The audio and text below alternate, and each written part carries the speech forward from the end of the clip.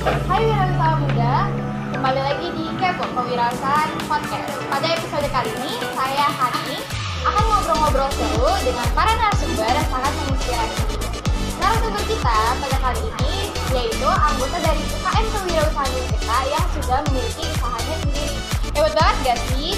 Nah, kalian pasti penasaran kan gimana cara mereka membangun usaha, kendala-kendala apa yang mereka hadapi, serta tips bagi kamu yang ingin memulai usaha. Tonton video ini sampai habis dan let's go!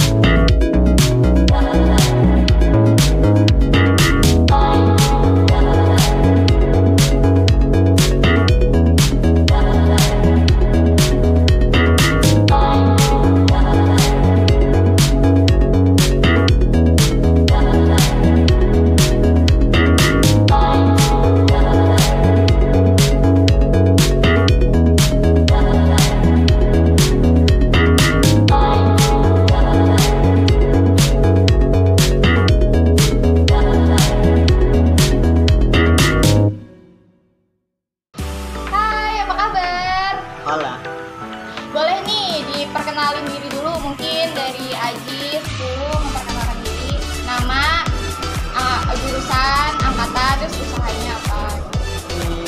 Mungkin ya semuanya diperkenalkan diri. Nama saya Ahmad Fauzan Ajis, saya biasa dipanggil Fauzan. Saya dari jurusan manajemen angkatan 2022. Ya. Ajis boleh. Sebelumnya izin memperkenalkan diri, nama saya Jisya Putra dari jurusan Teknik Elektro angkatan 2022. Nah, keren banget gak sih? Ada yang dari manajemen dan dari teknik elektro. Nah, sekarang aku mau tanya-tanya nih, kalian nih punya usaha apa sih sebenarnya? Siapa dulu nih? Adit dulu ya. apa saya dulu? Adit dulu kali ya? Ya boleh, aku dulu. Ya, senior dulu. Ya boleh. Ya. Parah sih. Kalau dari saya sendiri kebetulan baru merintis ini Mbak ya. Baru merintis usaha dari olahan aci, biasa disebut mungkin cireng ya kalau zaman sekarang. Nah, saya sendiri kayak nambahin di produk saya itu kata-kata plesetan gitu, seperti cireng icikiwir gitu. Jadi mungkin. ya. Jadi namanya cireng icikiwir ya? Iya. Itu ada produknya ya? Ya. Produknya. Cirengnya mini ya, bukan yang Iya. Lucu banget, kecil gitu. Nanti ini tinggal digoreng aja kan Iya. gitu ya. Kalau untuk Aji sendiri, usahanya apa nih? Sebenarnya secara usaha saya tuh mengembangkan proyek usaha jasa pembelajaran. Nah, jadi jasa belajar yang saya rintis itu namanya Arjuna Media Arjuna Media. atau biasa disebutnya Arjuna Services sama saya.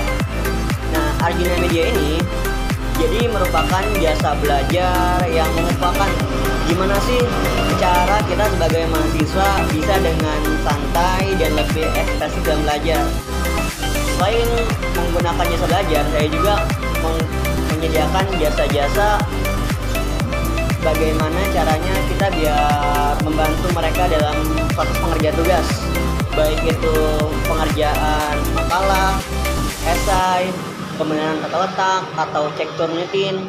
Seperti itu sih, gitu paling. Oh, berarti membantu mahasiswa dalam mengerjakan tugas, dalam turnitin gitu ya? Ya, Jasa ya, lebih ke jasa ya? lebih ke jasa. Soalnya saya ngelihatnya mahasiswa sekarang tuh karena banyaknya mata kuliah yang online dan kurangnya tatap muka dengan dosen, sehingga membuat pressure mereka buat belajar tuh kurang.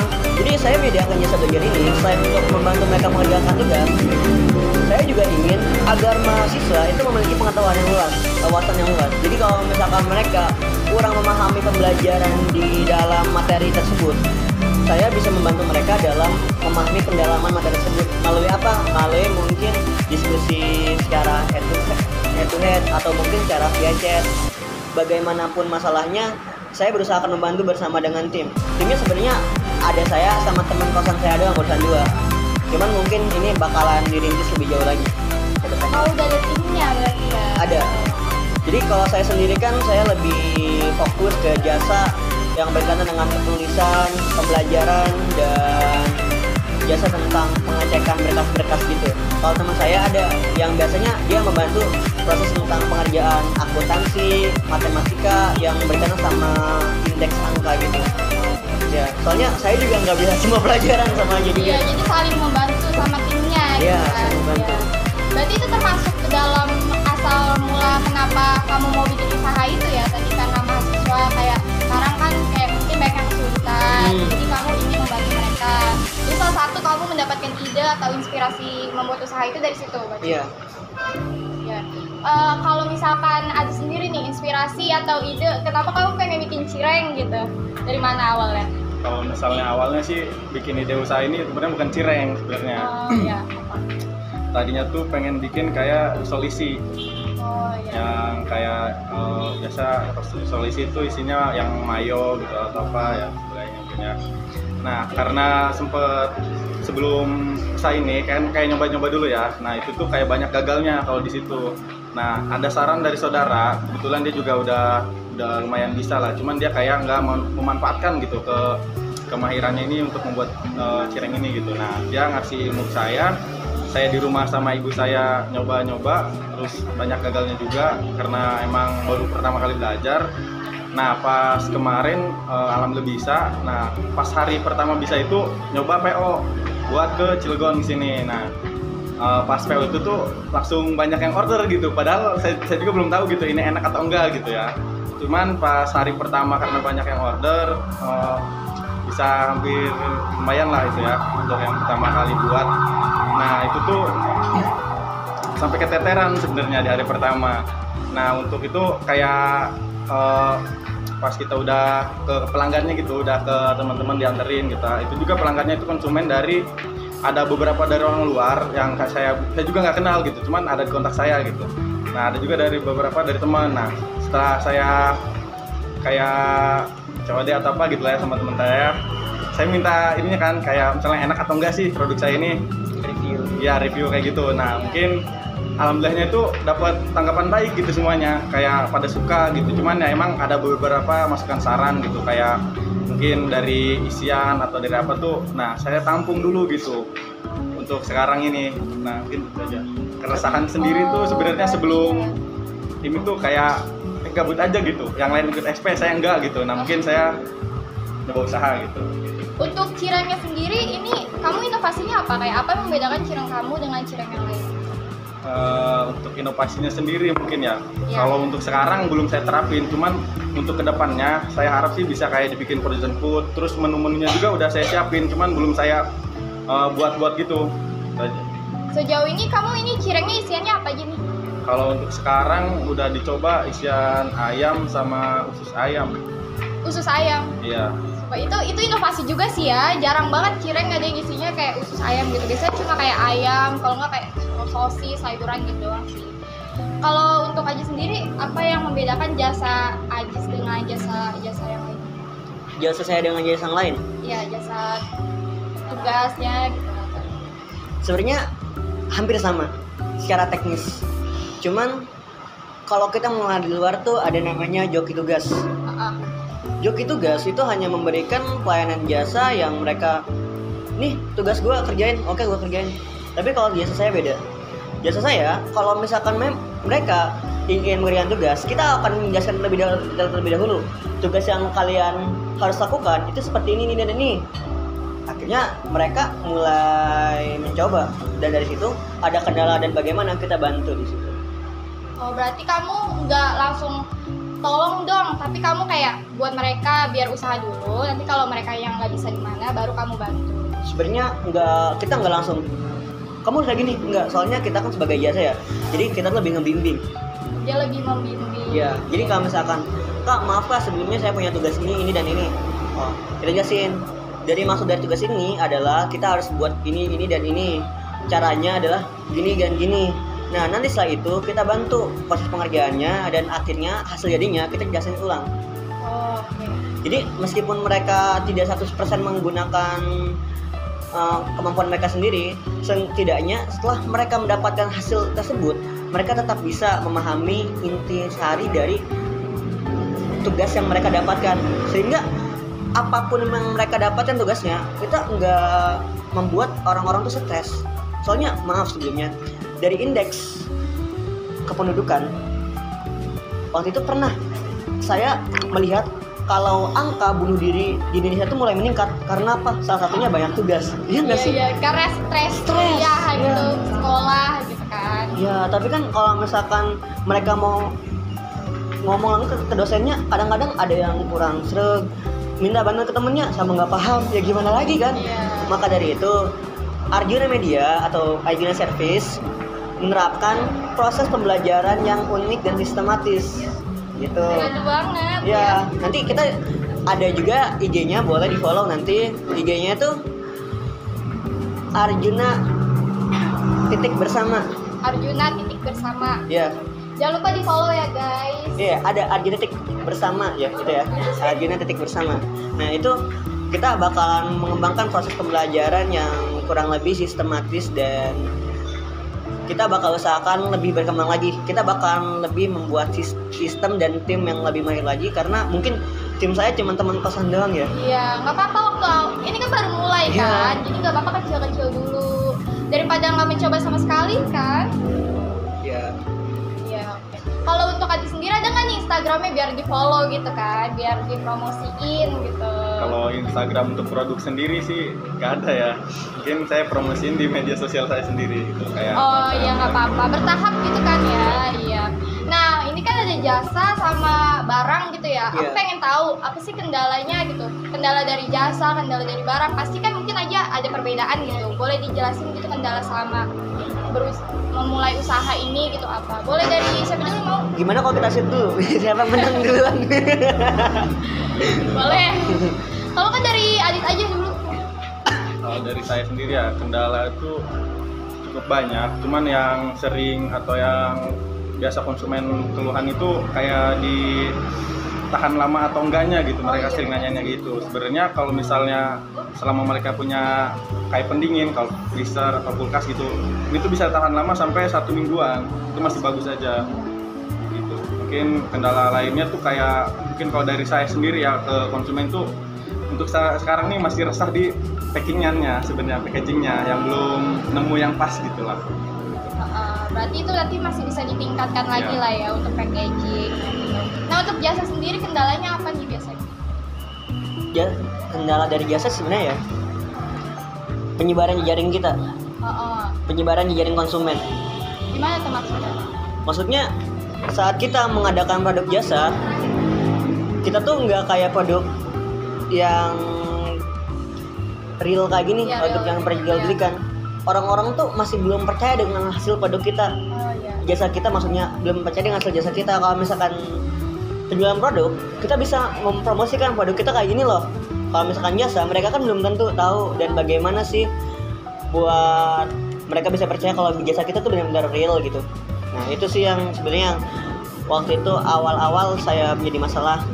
Tapi akhirnya waktu itu saya membuat terobosan, saya menyebarkan jejaring melalui pertemanan.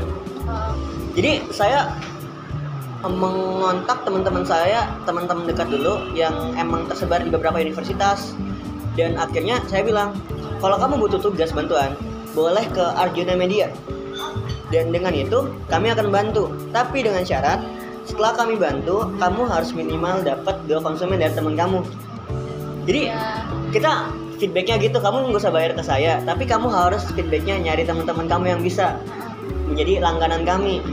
Nah dari situ kami mulai menyebarkan jejaring kami, sehingga memang sekarang udah beberapa ada pelanggan tetap saya ada dari Unkirta sendiri, ada dari Uniba, kemarin sempat ada Unila, sempat juga ada dari Stikes di Bali, dan yang waktu itu dan jadi langganan tetap tuh ada yang dari UPI Bandung ada. Udah sampai keluar pulau kayak gitu nggak? Ya, Keren banget tuh. soalnya teman-teman saya kan banyak yang emang di luar itu ya, ada di luar pulau. Jadi saya minta tolong ke teman saya dan saya ya udah. Dan salah satu promosi lagi, biasanya waktu awal pelanggan pertama yang kami berikan, biasanya kami bilang harga murah. Misalkan harga asli buat pembimbingan satu pembuatan satu makalah dari awal sampai akhir, kita aslinya 100.000.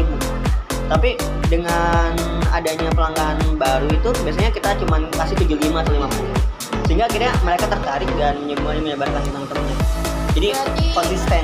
itu termasuk ke pemasaran produk kamu juga ya? Iya, Dengan pemasaran cara produk. pertama ke teman, mulut ke mulut gak sih itu sebenarnya atau?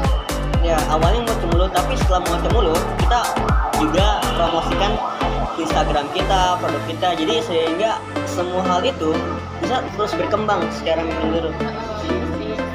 Kalau untuk Adi sendiri ini sistem pemasarannya gimana nih kamu? Promosinya, Promosinya ya.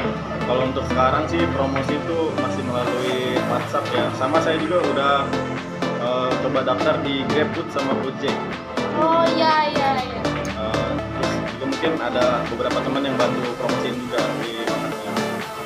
Emang sih ya, makanan tuh sekarang pasti orang-orang banyak banget ya masih melewati Iya. GrabFood gitu. Ini Karena gak promosi tapi ya, GrabFood. Tapi kakak udah pernah belum sih nyobain ini? Enak banget loh kak. Aku belum nyoba, kamu boleh nanti bawain ya. Iya. Boleh. Ini kayaknya enak banget, aku juga jadi pengen nih. Aku mau udah borong kemarin satu plastik, belum pernah ya. Emang kan tadi Adit juga bilang banyak banget kan yang mesen kan. dari dosen kita juga udah ada yang Tuh dosen gitu. Oh, jadi kalau dia tuh kalau menurut aku ya kak, cireng dia tuh kalau cireng yang lain dibuka itu cirengnya keras gitu tuh. Tapi kalau cireng dibuka dia melebar. Jadi aromanya tuh hancur meleleh gitu. hancur meleleh banget. Ini kayaknya udah famous banget deh cirengnya Adit guys, udah famous banget. Iya. Oh iya, aku mau nanya nih kayak selama kalian buka usaha ini ada nggak sih kayak pelanggan yang aneh, cerita pelanggan yang aneh, yang beli nyusahin atau gimana? Boleh di-sharing-sharing. Siapa dulu tuh? Boleh. Adit atau kamu? Saya dulu Ya ya, udah, aku boleh. ganti. Pelanggan yang ngeselin ada. Iya. Pelanggan yang 1 kali 24 jam itu ngabarinnya sampai 50 kali. Saya bangun tidur ditelepon, mau tidur ditelepon. Pas yang siang lagi mau lagi kuliah dichatin. Jadi meskipun kami menyediakan jasa bimbingan pembelajaran, kita juga butuh privasi kan. Tapi kayak mereka ya udah sih kak, bantu saya kak, saya agak bingung di sini, Tapi balik lagi kita nggak bisa ngelayan pelanggan kan, soalnya emang tugas kita buat nyediain jasa pembelajaran bimbingan gitu. Paling gitu aja sih, soalnya emang itu kayak saya bahasa punya pacar baru. Tapi pasti mereka juga kayak resah gitu nggak sih, tugas mereka pengen buru-buru selesai mungkin, makanya mereka pengen terus. Nah makanya itu jasa bimbingan kami tuh sebenarnya dipatokin H-3 sebelum deadline pengumpulan itu harus udah ada masuk kita. Kenapa? Karena kita bukan jawab tugas yang benar-benar kerjain langsung kasih, tapi kita bakal ngejelasin juga gimana sih cara pengerjaannya. Kita juga bakal ngejelasin informasi terkait hal ini gimana. Jadi biar mereka juga nggak tiba-tiba udah dapet gitu. Jadi biar kita sekaligus memberikan edukasi, kita juga membantu memperlancar pengerjaan tugas mereka. Ya sih, itu agak nyebelin juga sih kalau nyetin terus-terusan sih ya. Kalau untuk Adi sendiri ada nggak nih pembeli pelanggan yang nyebelin, aneh atau gimana permintaannya gitu? Kalau nyebelin sih mungkin nggak ada ya. Kalau aneh juga, kalau aneh sih udah nggak ada ya, temen sih kayak teman deket lah, mungkin kayak bercandaan gitu, minta isiannya itu yang aneh-aneh gitu, kayak bukan yang ada di menu yang kita buat gitu, kayak misalnya minta isiannya apalah gitu. Cicak goreng. Ya Mungkin mungkin siapa kayak tahu gitu. pengen isinya durian gitu kan? Iya. Kita belum ada inovasinya gitu. Mungkin ada beberapa juga yang minta, kan kita udah kayak ngasih tahu nih, kalau misalnya enaknya tuh misalnya anget-anget gitu. Ini mah malah minta kayak kita kan kayak jauh nih dari Cilegon ke sini, nah minta digorengin di sana buat dibawa ke sini gitu kan, itu lumayan agak aneh gitu menurut saya. Itu aja sih, gak ada yang aneh-aneh banget lah menurut saya. Aneh sih kalau dari Cilegon kemudian di sini Iya. kan nanti juga udah nggak fresh gitu nggak sih Iya. ya? Jadi sekarang frozen juga ujung-ujungnya. Iya, sama aja. Nah dari kalian udah mulai usaha gini nih, ilmu apa apa nih yang kalian dapat selama kalian membuka usaha? Kayak ilmu baru apa?